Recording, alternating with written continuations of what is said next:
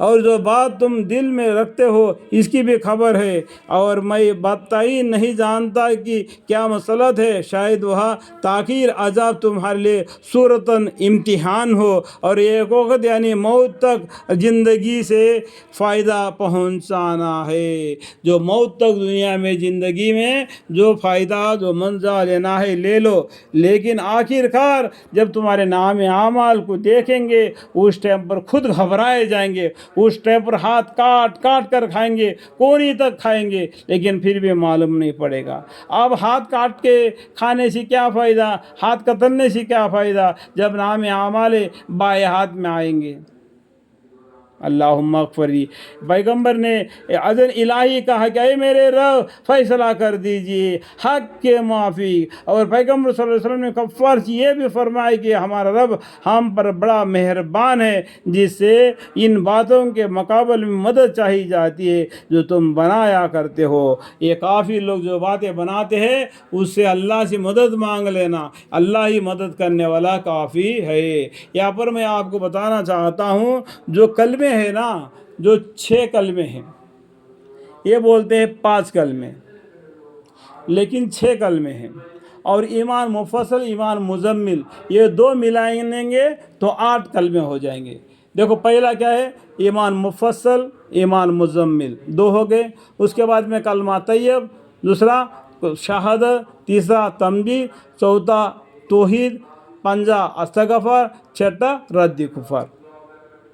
یہ علم کو سیکھنا، وضو کیسا بنانا، ہاتھوں کو دھونا، منہ میں کلی کرنا، ناک میں پانی چڑھانا، منہ دھونا، دونوں ہاتھوں کو دھونا، پیروں کو سر پر سے ہاتھ پیر لینا اور دونوں پیروں کو دھونا، پہلا دہنے پاؤں اس کے بائیں پاؤں۔ وضو بناتے وقت دنیا کے باتیں نہیں کہنا، تو دونوں ہاتھ وقت دھوتے وقت تو کلمہ پڑھ لینا، لا الہ الا اللہ محمد رسول اللہ 3 مرتبہ ہاتھ دھوتے وقت پڑھ لیا، کتنا ثواب ہے۔ جو آدمی کلمہ پڑھتا ہے اس گناہ کی وجہ سے جہنم میں جاتا ہے، لیکن کلمے کے برکت سے وہ جہنم میں سے نکل کر جنت میں آئے گا، لیکن جنت میں آنے کے بعد بھی اس کا دل کو سکون نہیں ہوگا، کیونکہ اس کا چہرے پر لکھا ہوگا اے جہنمی ہے، جہنم میں اس کا سزا پا کر جنت میں آیا ہوا ہے۔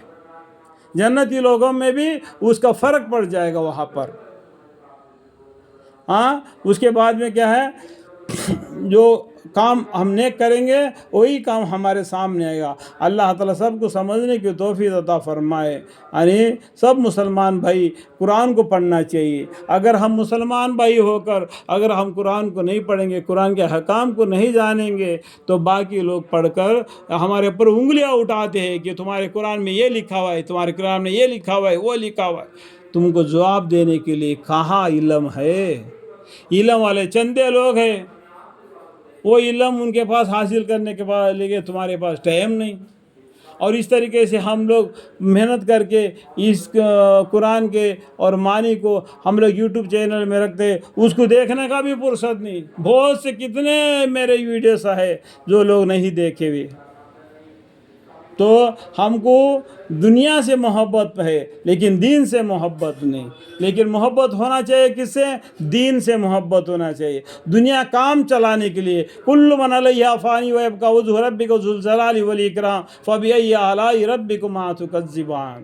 یہ دنیا فانی ہے، ختم ہو جائے گی، اللہ کی ذات باقی رہ جائے گی۔ آج تیرے پاس مال ہے، ایک دن وہ چلا جائے گا، یا تو تم مر جائے گا، بہرحال کسی حالت میں وہ چھوٹ جائے گا۔ یہ زمین اور آسمان کس کا ہے؟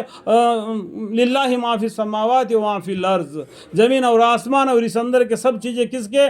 اللہ کے ہے۔ یہ گھر کس کا ہے؟ اللہ کا ہے۔ یہ تم کو رہنے کے لیے دے دیا، اس میں رہ کر اللہ کی عبادت کرنے کے لیے دیا۔ اس کے اوپر ہم یہ گھر کے اوپر نام لکھتے ہیں اپنا بیوی کا، یا اپنا بھائی کا، یا اپنا بیٹے کا، یا اپنا، یا ماشاء اللہ، لیکن لکھنا چاہیے کہ حاجہ من فضل ربی، حاجہ من فضل ربی، یہ میرا اللہ کا فضل ہے، یہ اللہ نے مجھے دے دیا۔